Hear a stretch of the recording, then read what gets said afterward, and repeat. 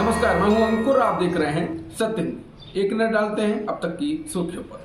चंद्रयान 3 की बुधवार शाम 6:04 पर होने वाली लैंडिंग का पूरा देश में प्रसारण होगा। देश भर में स्कूलों को खोलने का आदेश दिया गया है। अंतरिक्ष प्रेमी इसे क्रिकेट मैच की पार्टी की तरह खाते पीते सेलिब्रेट करने की तैयारी कर रहे हैं। दक्षिण अफ्रीका में ब्रिक्स शिखर सम्मेलन में हिस्सा ले रहे प्रधानमंत्री मोदी भी इसरो के लाइव स्ट्रीमिंग कार्यक्रम में ऑनलाइन शामिल होंगे। बता दें, रूस के मिशन लूना 25 को चंद्रयान 3 की लैंडिंग से पहले ही चांद के दक्षिणी छोर पर उतरना था, लेकिन किन्हीं वजहों से वो चंद्रमा की सतह से टकराया और खत्म हो गया। लूना 25 की नाकामी की वजह से चंद्रयान 3 को लेकर कौतूहल बढ़ गया है। बता दें, 2019 में भारत का चंद्रयान 2 मिशन भी दक्षिण क्षेत्र में सुरक्षित रूप से उतरने में विफल रहा था। बता दें, चंद्रयान 3 चंद्रमा के उस दक्षिणी ध्रुव की सतह पर उतरने वाला है जहां इससे पहले दुनिया के किसी भी देश को उपग्रह उतारने में सफलता नहीं मिली है।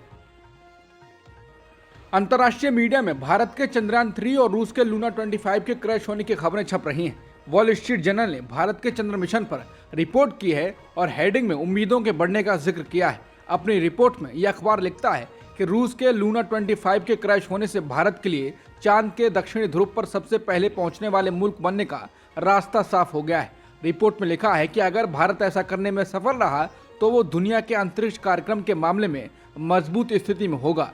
चंद्रयान 3 के सहारे भारत चांद की ऐसी जगह पहुंचना चाहता है जहां पानी हो सकता है, जो भविष्य में मानव बस्ती बसाने में मददगार बन सकता है। वॉल स्ट्रीट जर्नल लिखता है कि भारत के अंतरिक्ष कार्यक्रम का फंड अमेरिका और चीन की तुलना में ना के बराबर है। भारत में अंतरिक्ष कार्यक्रमों के लिए हाल के बजट में 1.5 अरब डॉलर यानी लगभग 12,000 करोड़ रुपए रखे गए थे। अमेरिका में यह बजट 25 अरब डॉलर यानी लगभग 2 लाख करोड़ रुपए है। बीबीसी की रिपोर्ट के अनुसार द न्यूयॉर्क टाइम्स ने भी रूस के नाकाम होने और भारत के सपनों पर रिपोर्ट की है। अखबार लिखता है कि एक ऐसा देश जो सोवियत संघ के तौर पर चांद तक पहुंचने वाला पहला देश था, उसके लिए लूना 25 का क्रैश होना बड़ा झटका है। कई देशों की सरकारें और निजी कंपनियां चांद के इस हिस्से पर पहुंचना चाहती हैं क्योंकि यहां पानी की संभावनाएं हैं और इसे भविष्य में रॉकेट के ईंधन की तरह इस्तेमाल किए जाने की उम्मीदें हैं। द न्यूयॉर्क टाइम्स लिखता है कि भारत के पास ये मौका है कि वो दक्षिणी ध्रुव पर पहुंचने वाला पहला देश बने। वॉशिंगटन पोस्ट लिखता है कि भारत अपने अंतरिक्ष सपनों को उड़ान देने की कोशिश में है। इसी के तहत 2019 में नाकाम हुए चंद्र मिशन के बाद वो चंद्रयान 3 के साथ चांद पर उतरने की तैयारी में है। अगर सब सही रहता है तो 23 अगस्त को चंद्रयान 3 चांद पर उतरेगा। फाइनेंशियल टाइम्स ने भी भारत और रूस के चंद्र मिशन की तुलना की है। फाइनेंशियल टाइम्स की रिपोर्ट के मुताबिक लूना 25 मिशन में रूस भारत को पछाड़ने की रेस में था। रूस का लूना 25 क्रैश हो गया, मगर भारत चांद के दक्षिणी ध्रुव पर लैंडिंग के लिए तैयार है। इसी तरह पूरी दुनिया की नज़र भारत के चंद्रयान 3 पर बनी हुई है। चंद्रयान 3 का बुधवार 23 अगस्त का कामयाब मिशन भारत को दुनिया भर में प्रतिष्ठा दिलाएगा। इसका राजनीतिक महत्व भी है जो दिखना शुरू हो चुका है, लेकिन सबसे महत्वपूर्ण ये है कि इस मिशन की कामयाबी से भारतीय अंतरिक्ष बाजार में विदेशी निवेश भी आएगा। तमाम विश्लेषकों और अधिकारियों को दक्षिण एशियाई राष्ट्र के उभरते अंतरिक्ष उद्योग को तत्काल बढ़ावा मिलने की उम्मीद है। रॉयटर्स के मुताबिक विश्लेषकों का कहना है कि रूस का लूना 25, जिसे 2 सप्ताह से भी कम समय पहले लॉन्च किया गया था, सबसे पहले वहां पहुंचने के लिए ट्रैक पर था, लेकिन उसने आने वाले मिशन को सावधान कर दिया। नतीजा ये हुआ कि चंद्रयान 3 की कामयाबी के अवसर बढ़ गए हैं और उसी के मद्देनजर भारत में विदेशी निवेश के अवसर भी बढ़ गए हैं। बता दें, अंतरिक्ष अब एक कारोबार में बदल गया है। चांद का दक्षिणी ध्रुव इसके लिए तमाम रास्ते खोलने जा रहा है क्योंकि वहां पानी की बर्फ है। तमाम देशों को उम्मीद है कि भविष्य में चांद पर कॉलोनी बसाने, खनिजों का खनन और मंगल ग्रह पर अंतिम मिशन का रास्ता दक्षिण ध्रुव खोल देगा। रॉयटर्स के मुताबिक यदि चंद्रयान 3 सफल होता है तो विश्लेषकों को उम्मीद है कि भारत का अंतरिक्ष क्षेत्र प्रतिस्पर्धी इंजीनियरिंग का लाभ उठाएगा। प्रोजेक्ट्स पर यहाँ लागत भी कम आती है। पाकिस्तान की इमरान खान सरकार में सूचना एवं प्रसारण मंत्री रहे फवाद चौधरी ने कहा है कि पाकिस्तानी मीडिया को चंद्रयान 3 की लैंडिंग का लाइव प्रसारण दिखाना चाहिए। उन्होंने भारत के मून मिशन को मानव जाति के लिए ऐतिहासिक क्षण बताते हुए भारतीय वैज्ञानिकों को बधाई दी है। ट्विटर पर उन्होंने लिखा है, पाक मीडिया को शाम 6:15 पर चंद्रयान की चांद पर लैंडिंग को लाइव दिखाना चाहिए। यह मानव जाति के लिए ऐतिहासिक क्षण है। खासकर भारत के लोगों, वैज्ञानिकों और अंतरिक्ष समुदाय के लिए उन्हें बहुत बधाई।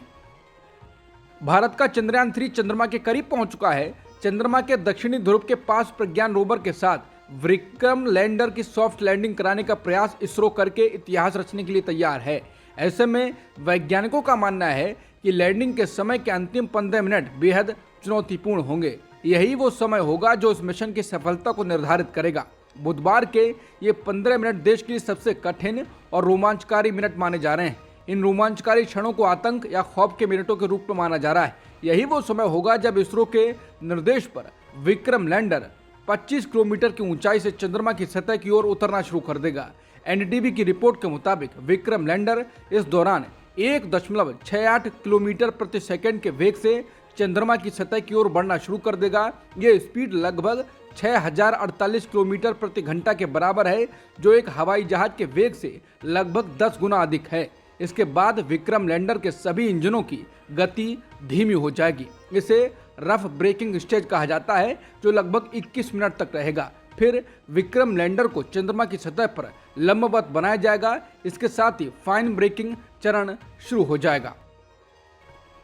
मध्य प्रदेश के सागर में मंगलवार को कांग्रेस अध्यक्ष मल्लिकार्जुन खड़गे ने एक जनसभा को संबोधित किया। इसमें उन्होंने भाजपा की सरकार और पीएम मोदी पर जमकर निशाना साधा। खड़गे ने कहा कि मध्य प्रदेश की जनता भाजपा के भ्रष्टाचार और कुशासन से तंग आ चुकी है।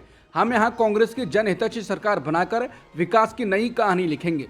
उन्होंने कहा कि मध्य प्रदेश में अगर कांग्रेस की सरकार बनती है तो हम 500 रुपए में गैस सिलेंडर देंगे, हर महिला को 1500 रुपए प्रति महीना देंगे, 100 यूनिट तक बिजली माफ रहेगी और 200 यूनिट तक हाफ यूनिट करवाएंगे।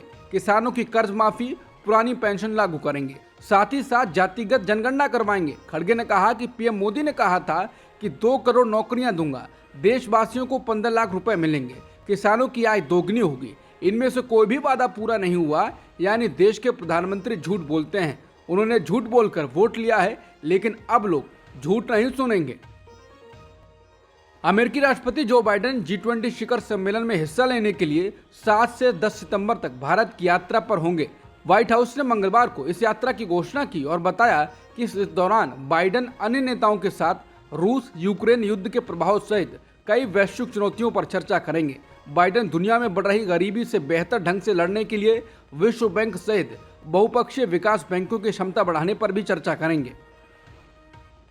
मिजोरम सैरांग इलाके के पास एक निर्माणाधीन रेलवे पुल के गिरने से बड़ा हादसा सामने आया है। रिपोर्ट के मुताबिक पुलिस ने जानकारी दी है कि इस हादसे में करीब 17 मजदूरों की मौत हो गई है। घटना स्थल पर कई अन्य लोगों के फंसे होने की आशंका है। आइजोल से करीब 21 किलोमीटर दूर सुबह 10 बजे के आसपास जब यह घटना हुई तो 35 से 40 कर्मचारी मौके पर मौजूद थे। मिजोरम में रेलवे का निर्माणाधीन पुल गिरने से 70 लोगों की मौत हो गई और कई लोगों के वहां पर फंसे होने की आशंका है। पीएम मोदी ने इस हादसे पर दुख प्रकट किया है और साथ ही मरने वालों के परिवारों को 2 लाख रुपए की मदद राशि देने का ऐलान किया है। पीएम मोदी ने कहा कि बचाव अभियान जारी है और प्रभावित लोगों को हर संभव सहायता दी जा रही है। मारे गए लोगों के परिजनों को 2 लाख रुपए और घायलों को 50,000 रुपए दिए जाएंगे। अब तक की सुर्खियों में इतना ही। बाकी खबरों के लिए बने रहिए सत्यहिंदी.com के साथ।